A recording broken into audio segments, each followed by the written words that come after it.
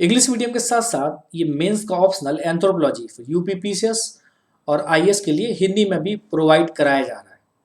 This subject is also for Hindi medium, क्योंकि anthropology एक बहुत स्कोरिंग सब्जेक्ट है, और तो हिंदी मीडियम के लोग इसको क्यों नहीं लेते मुझे समझ में नहीं आया। तो चलिए हम लोग इसको देख रहे हैं, और बहुत सारे लोग हिंदी मीडियम में लेके भी इसको सफल हो रहे हैं। खासतौर पर स्टेट पीसीएस एग्जाम में तो इस सब्जेक्ट्स ने कई टॉपर दिए हुए।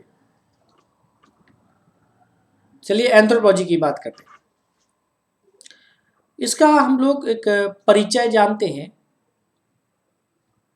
कि हम मनुष्य अपनी बनाई गई दुनिया के निवासी हैं। एक दुनिया में रहते हैं, इसमें हमारी शारीरिक उपस्थिति के अलावा हमारी सामाजिक, सांस्कृतिक और एक व्यवहारिक दुनिया भी है।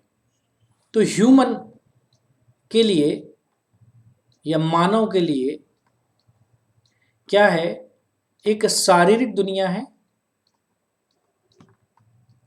मतलब हम अपने शरीर के साथ जहाँ उपस्थित है शारीरिक उपस्थिति है। इसके साथ साथ हमारी सामाजिक और सांस्कृतिक दुनिया भी है। तो मानव शारीरिक, सामाजिक और सांस्कृतिक रूप से जुड़ा हुआ है। तो मनुष्य जब स्वयं को अपने सभी रूपों में समझना चाहता है तो वहां पर मानव विज्ञान काम आता है। मानव विज्ञान की कोई एक डेफिनेशन नहीं है, इसकी कोई एक परिभाषा नहीं है, एक स्वीकार्य परिभाषा नहीं हो सकती। एक डेफिनेशन बता दी और वो हो गया, क्योंकि यह विषय 4 उप शाखाओं में बांटा गया। Anthropology is divided into the 4 section. What is the 4 section? First section जो है, पहला है वो सामाजिक सांस्कृतिक मानव शास्त्र। सामाजिक सांस्कृतिक मानव शास्त्र। जो दूसरा है वो है शारीरिक मानव शास्त्र। कुछ लोग इसको जैविक भी बोलते हैं, या आप इसको जैविक भी कह सकते हो। द थर्ड वन इज पुरातत्व या पुरातात्विक मानव शास्त्र। And the fourth is linguistic या कह सकते हो भाषाई मानव विज्ञान।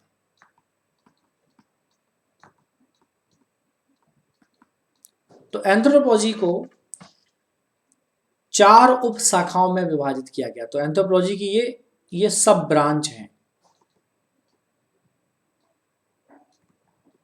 जो कितनी है, 4 हैं, 4 सब branch. Number 1, number 2, number 3 and number 4। हालांकि अगर हम लोग भारत की बात करें तो भारत में भी एंथ्रोपोलॉजी का मतलब एक ट्राइबल स्टडी से लगाया जाता है, लेकिन इसका क्षेत्र केवल ट्राइबल स्टडी नहीं है। कई लोग ये गलती कर बैठते हैं।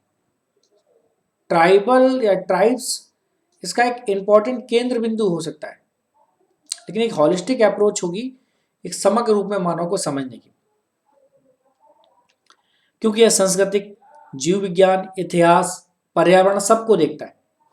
ठीक है, क्योंकि यह संस्कृति को भी देखता है, ये जीव विज्ञान को भी देख रहा है, ये इतिहास को भी समझने की कोशिश कर रहा है, और यहाँ से हम लोग पर्यावरण को भी समझने की कोशिश करते हैं एंथ्रो में।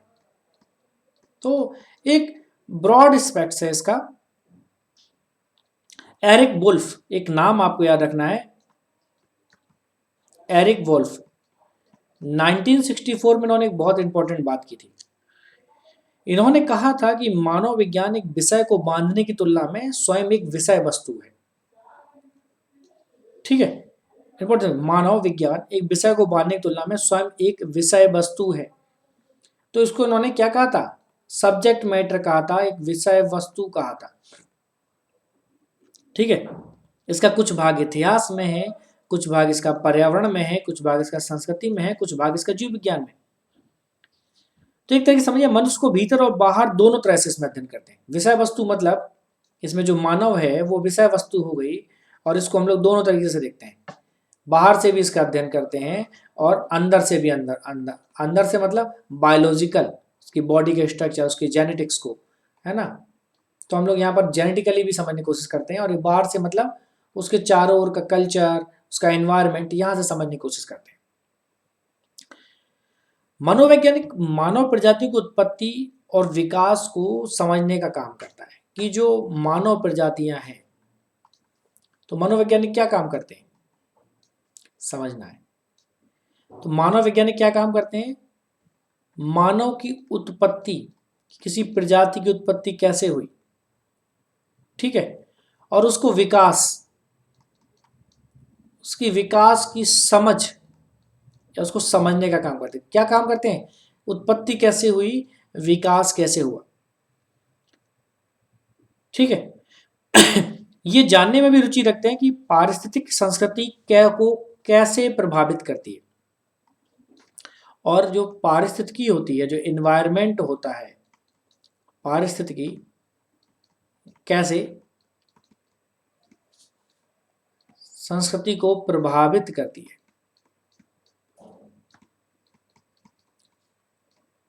उसको भी समझने की कोशिश यहां पर की जाती है। कैसे मानव व्यक्तित्व के विकास और समृद्धि का संस्कृति पर असर पड़ता है, ये बड़ा इंपॉर्टेंट है, ठीक है। जो संस्कृति है या जो कल्चर है, संस्कृति पर मानव का विकास कैसे उसे प्रभावित करता है, यहां पर यह समझने की भी कोशिश की जाती है। वे मानव के अस्तित्व के बारे में जांच करते हैं, ठीक है, मानव अस्तित्व की बात की जाती है।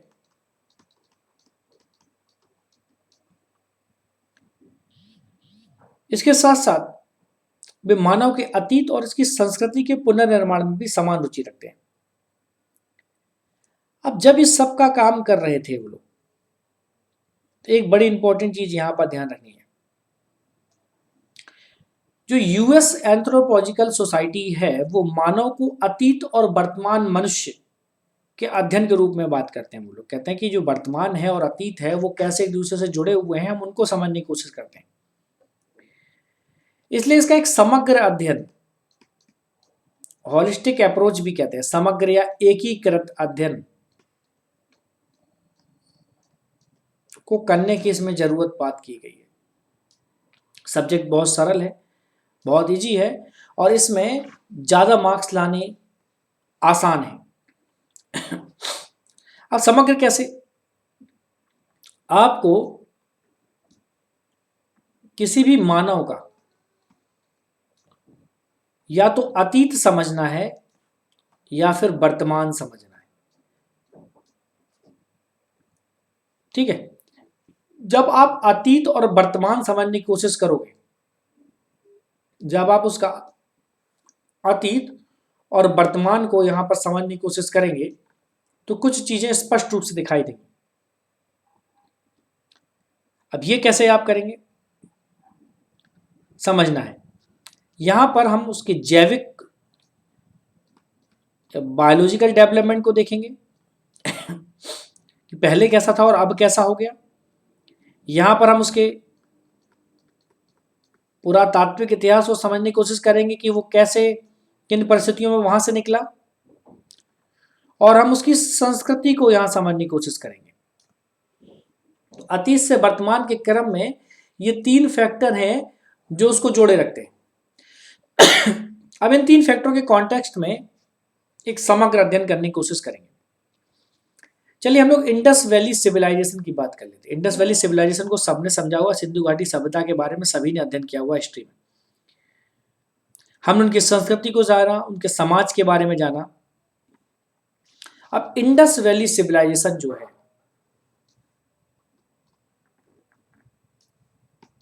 जिसको आप कहते हो सिंधु घाटी सभ्यता,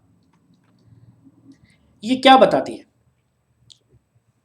हमने क्या अध्ययन किया यहां पर, हमने उसकी संस्कृति को जाना, हमने उनके समाज को जाना, समाज कैसा था, उनकी संस्कृति कैसी थी, ठीक है। हमने उनके उनकी दैनिक वस्तुओं का वो कैसे यूज करते थे, दैनिक वस्तुओं के बारे में हमने उन्हें जाना।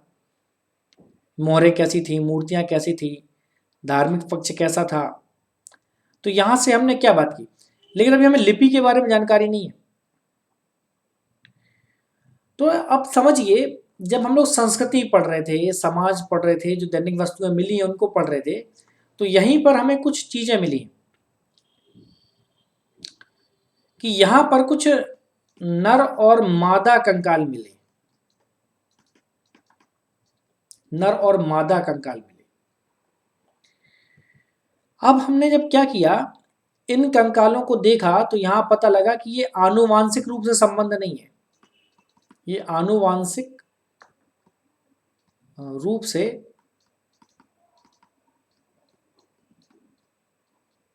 संबंधित नहीं है, ठीक है। जबकि मादा कंकाल, मादा कंकाल आनुवांशिक रूप से संबंधित है।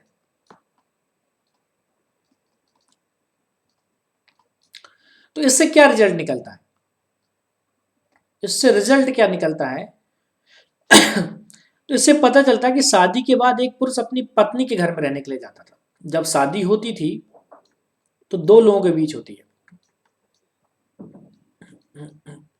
ठीक है, this is male and this is female. Normal समाजों में क्या होता है कि फीमेल मेल के साथ जाती है, लेकिन इंडस वैली में क्या होता था, टुडे ये वाली कंडीशन है, लेकिन सिंधु घाटी में क्या होता था, सिंधु घाटी में क्या होता था, जो मेल था वो फीमेल के यहां जाता था रहने के लिए।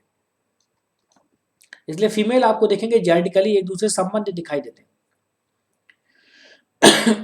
विवाह के बाद स्वाभाविक रूप से निवास स्थान यहां पर ये डायरेक्ट करता है कि वो हो सकता है वो फीमेल का निवास स्थान हो सकता था, कि शादी के बाद एक पुरुष अपनी पत्नी के घर में रहने के लिए जा सकता था, जो कि आमतौर पर हम भारत में देखते हैं उसके विपरीत है। समाज में महिलाओं की स्थिति के संदर्भ में इसका महत्वपूर्ण असर भी हो सकता है। यह देखा गया है कि मात्र स्थानक समाजों में महिलाओं की स्थिति पितृसत्तात्मक समाजों की तुलना में बेहतर है। अगर इसको टुडे रिजल्ट करें तो यह बताता है कि उस समय महिलाओं की स्थिति बेहतर थी आज की तुलना में।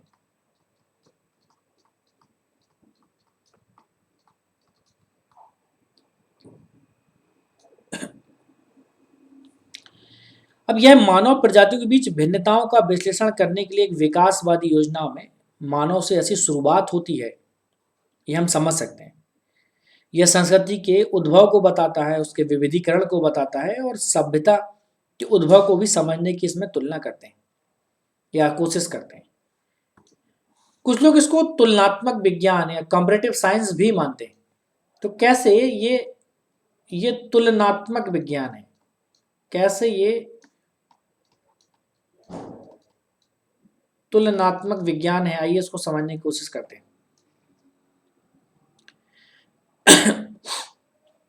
जब मानव विज्ञान की शुरुआत जब हुई थी तब एक तुलनात्मक विज्ञान ही मानते थे इसको। क्यों? क्योंकि जब एक मानव वैज्ञानिक किसी प्रकार के सामान्यीकरण पर पहुंचता है, किसी रिजल्ट पर पहुंचता है, तो उनके बीच समानताएं और मतभेदों को समझने के लिए विभिन्न संस्कृतियों और मानववादी की तुलना की जाती है, ठीक है। जब हमें विभिन्न संस्कृतियों को समझना है,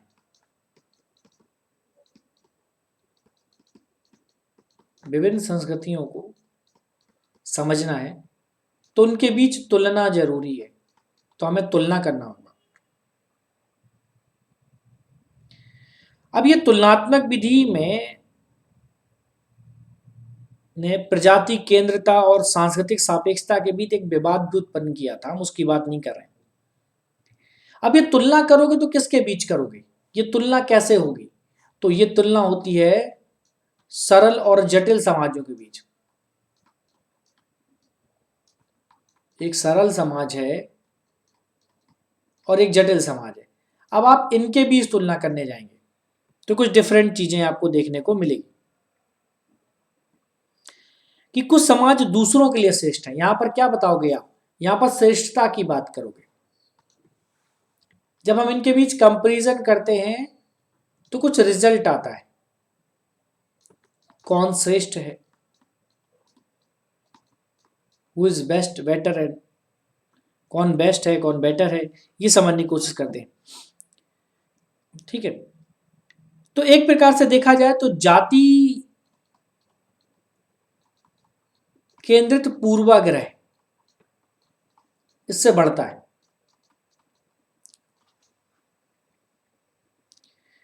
ठीक है, लेकिन बाद में एक चीज समझी गई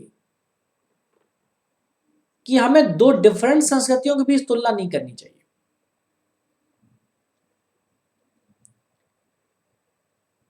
ठीक है, हमें सांस्कृतिक सापेक्षता को समझना होगा। सांस्कृतिक सापेक्षता इंपॉर्टेंट है। सांस्कृतिक सापेक्षता का मतलब क्या होता है? इसका मतलब होता है कि दो भिन्न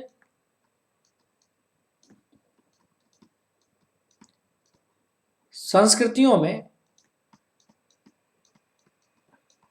तुलना नहीं, दोनों ही अपनी अपनी जगह पर बेस्ट है। एक ऐसा विचार है जो इस विषय को मूल्यों से जोड़ता है। इस तरह से विवाद और संश्लेषण केवल मानव विज्ञान और सांस्कृतिक विविधताओं के संबंध में सही नहीं लगता। इसलिए आने वाले समय में फील्ड वर्क पर फोकस किया गया, क्षेत्र कार्य करना पड़ता है इसमें। अब ये क्षेत्र कार्य क्यों करना पड़ता है, इसको समझने की कोशिश करेंगे हम लोग। क्षेत्र कार्य विधि क्यों महत्वपूर्ण है? जो क्षेत्र कार्य विधि है, जो फील्ड वर्क में जाना पड़ता है एंथ्रोपोलॉजिस्ट को काम करने के लिए, इसके जो समर्थक हैं या कह सकते हैं कि जिसने इसकी शुरुआत की थी, उनका नाम है मालिनोवस्की।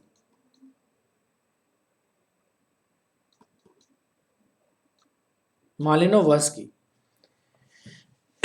ठीक है, क्योंकि एक मानव विज्ञान से फील्ड में काफी वक्त बिताने की उम्मीद की जाती है। पारंपरिक रूप से एक क्षेत्र को एक सांस्कृतिक समूह में रहने वाले स्थान के रूप में हम लोग चूज करते हैं। ठीक है, क्षेत्र कार्य करना है तो फिर एक फील्ड चुन लिया जहां पर कोई ना कोई रह रहा है, एक एरिया चुन लिया। ठीक है, एरिया को चूज करना पड़ता है। अधिकतर मनोवैज्ञानिक आदिवासी जो क्षेत्र कार्य करते हैं वो हम लोग कहां पर करते हैं? मोस्टली आदिवासी समुदायों के बीच में होता है, मोस्टली। ठीक है, और ये आदिवासी जो समुदाय हैं ये मोस्टली जंगली या समुद्र किनारे तटीय या फिर पहाड़ी एरियो में रहते हैं।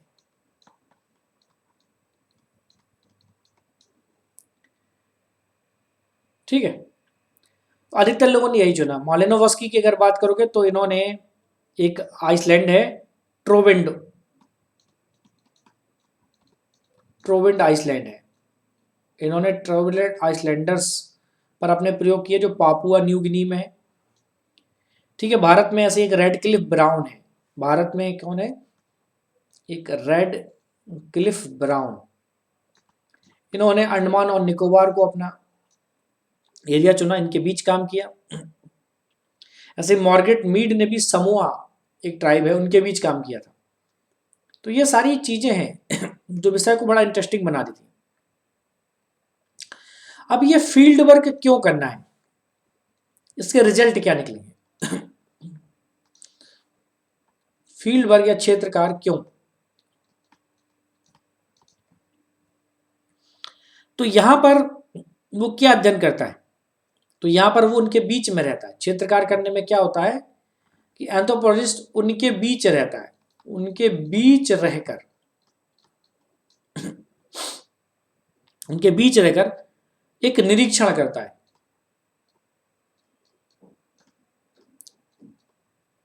बाहर से बैठ के नहीं कर रहा, उनके बीच रह रहा है। इससे क्या होता है? वो उनके सामाजिक जीवन को समझ सकता है कि उनका सामाजिक जीवन जैसा बाहर से दिखता है वैसा है, क्या कुछ अंतर है उसमें? ठीक है। संस्कृति को बेटर तरीके से समझ सकता है कि वो लोग कैसे अपने सामाजिक जीवन को जी रहे हैं। ठीक है, तो मालिनोवस्की ने जब ये प्रयोग किया तो ये बड़ा फेमस हुआ। उनका ऐसा मानना था कि मनोवैज्ञानिक को लोगों पर निर्भर नहीं होना चाहिए, बल्कि उनके बीच रहकर निरीक्षण करना चाहिए। अपने डेटा के लिए उसे उनके बीच जाना चाहिए, ना कि दूसरों से पूछ पूछ कर अपना डेटा कलेक्ट करना चाहिए। क्योंकि कभी कभी लोग आपको नहीं बताएंगे कि वो वास्तव में क्या करते हैं, लेकिन जब आप उनके बीच रहेंगे तो वहां पर आपको दिखाई देगा कि वो वास्तव में सामाजिक सांस्कृतिक गतिविधियों को कैसे करते हैं। ठीक है, तो इस प्रकार आप एक आदर्श पेश कर सकते हैं। तो इस वास्तविकता को समझने के लिए उनके बीच जाना पड़ता है। तो यहां पर वास्तविक समझ विकसित होती है एंथ्रोपोलॉजी की, कि लोगों के विचारों और गतिविधियों को वो कैसे करते हैं। तो यह उनके दृष्टिकोण को समझने का एक तरीका हो सकता है। शॉर्ट नोट्स में क्वेश्चन आ सकता है प्रतिभागी निरीक्षण, कि प्रतिभागी निरीक्षण क्या है, प्रतिभागी निरीक्षण क्या है, और और नृविज्ञानी आ चुका है क्वेश्चन, और नृविज्ञानी को इसे क्यों करना चाहिए। तो वही जो मैंने अभी आपको बताया है, इस क्वेश्चन को आप उसी तरह से लिखेंगे। ठीक है। मान लीजिए आपको ये 100 वर्ड्स में लिखना है, तो आप 50 to 60 वर्ड्स में इस क्वेश्चन को लिख के खत्म कर देंगे। मैं क्षेत्रकार को ही प्रतिभागी, क्षेत्रकार जो होता है, फील्ड वर्क जो होता है, उसमें जाके प्रत्यक्ष या उनके बीच रहकर निरीक्षण करना क्या कहलाता है। इस सिद्धांत को मालिनोवस्की ने दिया था। ठीक है, तो प्रतिभागी निरीक्षण सिद्धांत किसने दिया था, क्वेश्चन पूछा जाए तो बताइएगा, मालिनोवस्की ने दिया था। तो चलिए हम लोग नेक्स्ट लेक्चर में समझेंगे कि मानव विज्ञान के उद्देश्य क्या है। तो इस प्रकार से हम लोग पूरी एंथ्रोपोलॉजी को कवर करेंगे, हम लोग कुछ छोड़ने नहीं जा रहे हैं, और आपके लिए एक मेंस में एक सब्जेक्ट की एक अच्छी समझ बन जाएगी, और मैं इसके आपके लिए पीडीएफ नोट्स भी प्रोवाइड करूंगा, वो भी फ्री ऑफ कॉस्ट। तो बस आप लगे रहिए, अच्छी तरह से आप अपने एग्जाम की तैयारी करते रहे, क्योंकि ये जो हम लोग काम कर रहे हैं वो देश हित में करने जा रहे हैं, राष्ट्र हित में करने जा रहे हैं, और आपके हित में करने जा रहे हैं। नमस्कार, जय हिंद।